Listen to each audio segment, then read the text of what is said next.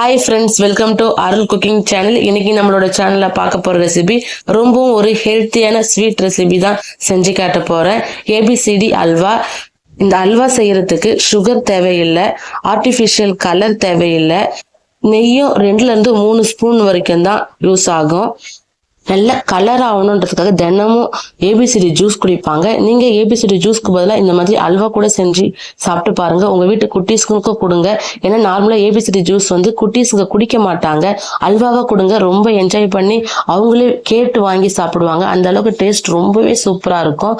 ABCD halwa செய்யறதுக்கு ஒரு apple, ஒரு பீட்ரூட், ஒரு கேரட், அதுக்கப்புறம் 15 டேட்ஸ் எடுத்து வச்சிருக்கேன்.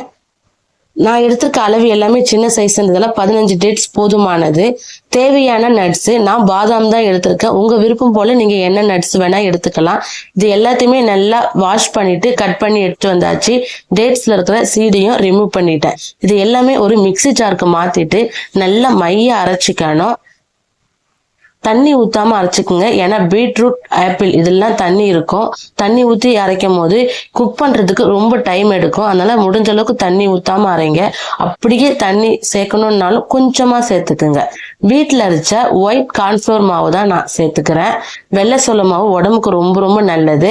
அப்படி இல்லைன்னா நீங்க கடையில வாங்குற கார்ன்ஃப்ளவர் மாவு கூட சேர்த்துக்கலாம். நான் 2.5 ஸ்பூன் அளவுக்கு கார்ன்ஃப்ளவர் மாவு சேர்த்துட்டு நல்லா நைஸா இந்த அளவுக்கு அரைச்சிக்குங்க. அப்பதான் அல்வா நல்லா சாஃப்டா வரும். நெக்ஸ்ட் ஸ்டவ் பத்த வச்சு ஒரு அடி கனமான ஒரு பாத்திரத்தை வச்சுக்கோங்க. நான் ஒரு 1.5 ஸ்பூன் அளவுக்கு நெய் சேர்த்திருக்கேன். நெய் நல்லா உருகுனதும் அரைச்சு வச்ச ஜூஸை இதோட சேர்த்துக்கலாம். வடிகட்ட வேணாம், வடிகட்டாம அப்படியே தான் நான் சேர்த்துக்கிறேன்.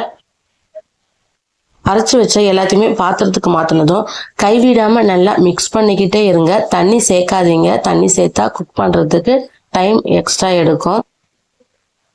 நம்ம ஊத்திருக்க நெய்யிலேயே நல்லா ஒரு 2-3 நிமிஷத்துக்கு இந்த மாதிரி கரண்டி வச்சு மிக்ஸ் பண்ணிக்கிட்டே இருந்துட்டு அதுக்கப்புறம் ஒரு 5 நிமிஷத்துக்கு மூடி போட்டு வேக வச்சுக்கலாம். சீக்கிரமா குக் ஆகிடும்.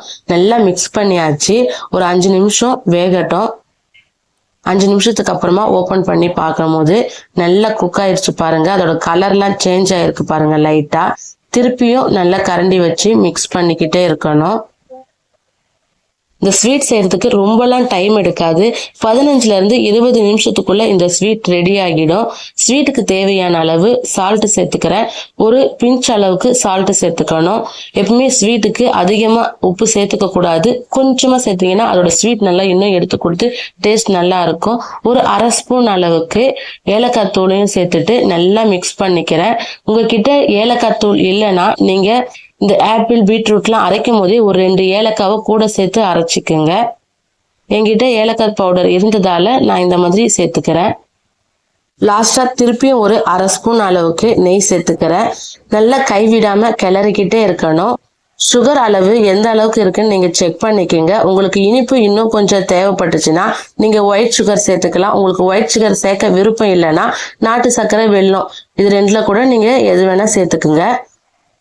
ஃபைனலா அல்வா நல்லா பாத்திரத்துல ஒட்டாம இந்த மாதிரி திரண்டு வரணும். நம்ம ஊத்திருக்க நெய்யும் நல்லா வெளியில வரணும். அதாவது கொக்குன்னு சொல்லுவாங்க.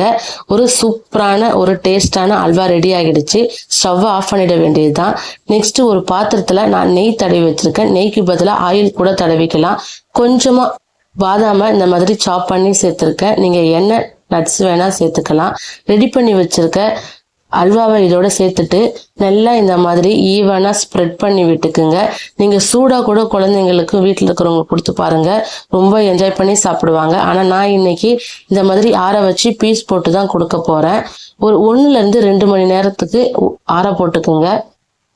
அல்வா நல்லா ஆறிடுச்சு. இதை வேற ஒரு பிளேட்டுக்கு மாத்திக்கிறேன். ரொம்பவும் டேஸ்டான ஒரு ஹெல்த்தியான ஏபிசிடி அல்வா. சுகர், ஃபுட் கலர்லாம் சேர்க்காம ரொம்ப ஒரு ஹெல்த்தியான ஒரு சூப்பரான அல்வா. ட்ரை பண்ணி பாருங்க. ரொம்ப என்ஜாய் பண்ணுவீங்க. ஃப்ரிட்ஜில் ஒரு 7 நாள் வரைக்கும் நீங்க ஸ்டோர் பண்ணி வச்சுக்கலாம். கெட்டே போகாது. நல்லா ஒரு சாஃப்டா இருக்கு பாருங்க. குழந்தைங்க ரொம்ப என்ஜாய் பண்ணுவாங்க.